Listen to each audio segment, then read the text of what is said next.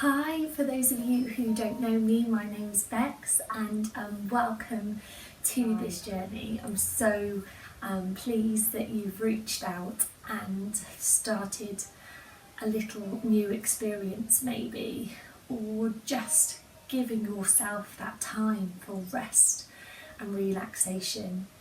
Yoga isn't just about the postures that you may have seen, books, Instagram. It's about an inward journey as well and learning about ourselves. And we do that through creating space.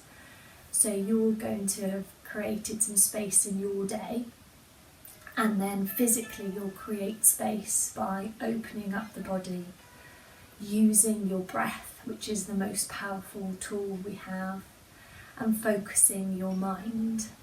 So you'll have space in your breath, in your body and your mind.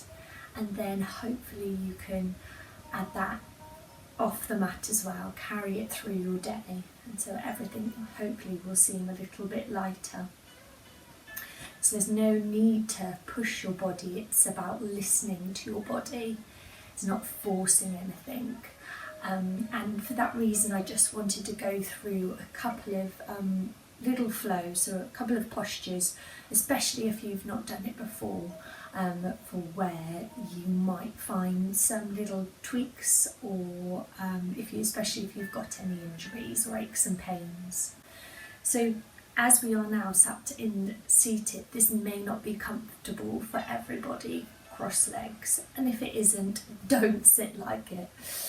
So stretch yourself, legs out to the side, find a comfortable seated posture, bolster yourself up with a cushion.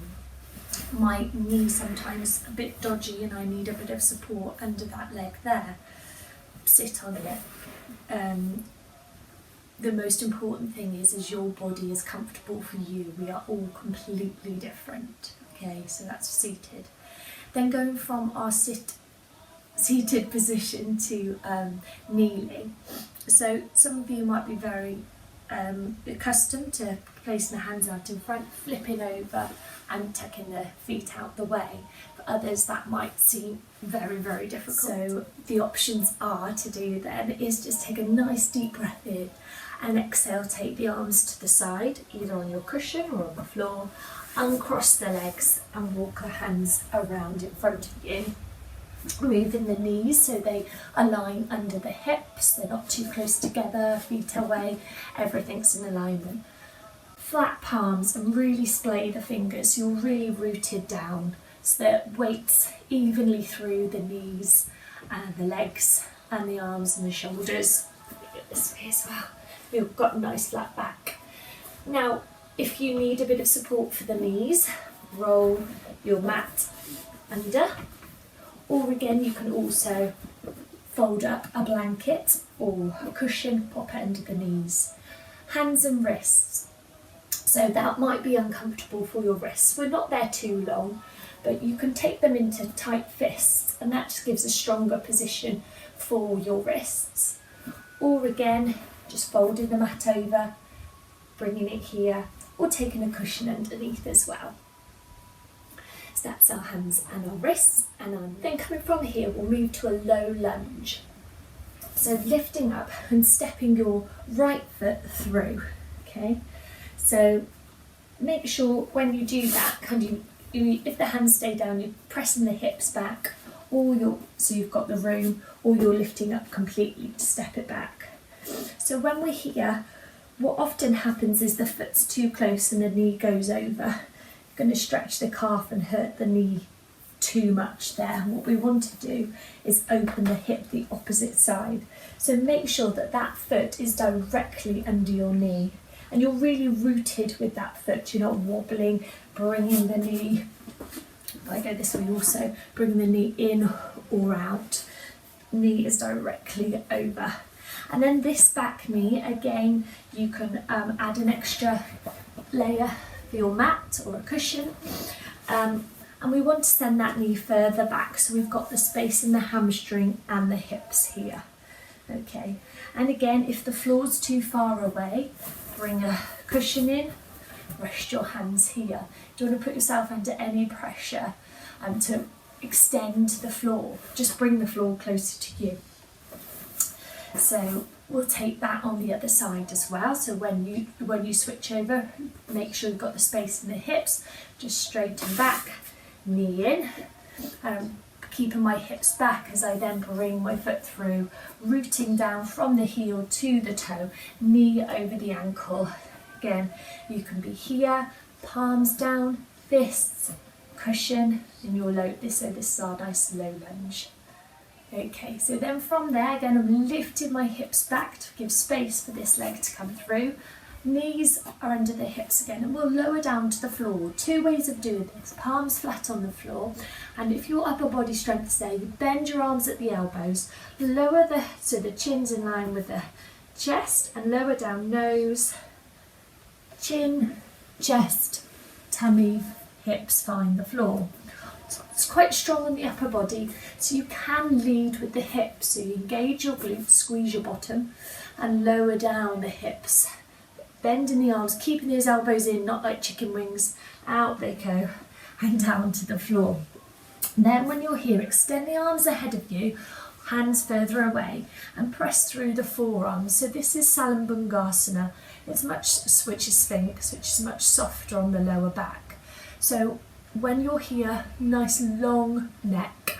We don't want the shoulders up to the ears. Press down in the forearm space there. If that feels okay, the closer you bring your hands to your body, the more you will work your spine. But again, what tends to happen is this: the shoulders come up to the ears. So we press the shoulders away. Inhale as you do that up through the front of the body, and exhale down the spine. If it's too much, keep taking the hands further away from you. Resting the forearms down. It's still a lovely stretch. If I turn this way, you can see as well here. Hands further away, but my neck and my shoulders stay exactly the same. As I bring them in, I don't lift my shoulders up. I keep that space, always looking for that space. Inhales coming up the chest, exhales rolling down your spine like a waterfall really, and ending up in the sea of your lower back where you should feel it nice and warm. So that's into your cobra or staying in your Sphinx. Keeping the glutes engaged, that will support the lower back too. Okay, and then we'll lower down. As you lower down, slide your hands under your shoulders, tuck your toes under, press your seat back towards your heels, and then press through. Have a look at those hands, splay the hands, press them down, and tuck the toes under, push into the hands and the feet, and you lift your tailbone to the sky. Now, downward facing dog. Modify it if you want to. If you find it hard, take the feet wider. Head between the arms, pressing back from the hands. We don't want to stack the arms over the wrists. We want to press, have a nice flat wrist, arms nice and long. If that feels okay, bring the feet closer. There under the hips, you'll find a stronger stretch there. Head between the arms, pressing away from the hands. Your downward facing dog. So easier would be wider. Okay. A little stronger. Bring them together. Good. From there, bend the legs and walk your hands back towards your feet. Keeping the knees soft, and then we lift up to standing, lifting the shoulders up to the ears and down the back. Good. Just have a little rotation through the wrist just to ease off there too. And then just show you a couple of lunge positions. So just step your right foot forward, your left foot back, and turn the foot out to the edge of the mat, but bringing your hips forward, bending into this leg. So this would be your warrior one where the hips are forward, the feet are forward in the front. And again, it's the same with that knee over the ankle when we were low down in our lunge. Don't let the knee come in, don't let it go out, don't roll on the foot. Keep it strong. Warrior two would be to turn the chest and the hips to face the wall, stretching out the arms. Keep that knee back though, don't let it come in. Okay? Arms are nice and long. Have a look at your back arm. front arm. Good, so that's your warrior 2 position. If I just angle this way, see the difference with 2, and then with 1 hips are forward. Okay, and then kind of more fitnessy version of a lunge, but high lunge.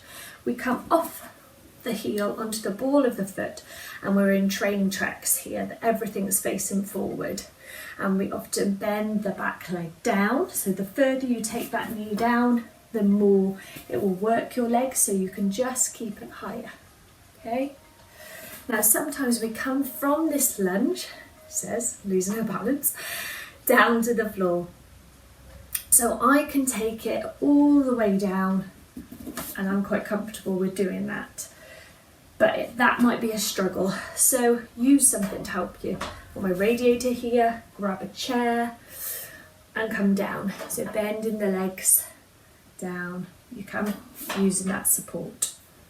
Okay, so don't be scared of using support. Bring the other foot, knee in now, which the other thing we often do is kneel here, or we can come and sit on the heels. That might be too much on the knees, so stay here, or again, which is really nice to do anyway, even if you can get your seat on your heels, pop a block at the back here and just sink in here. That just feels lovely.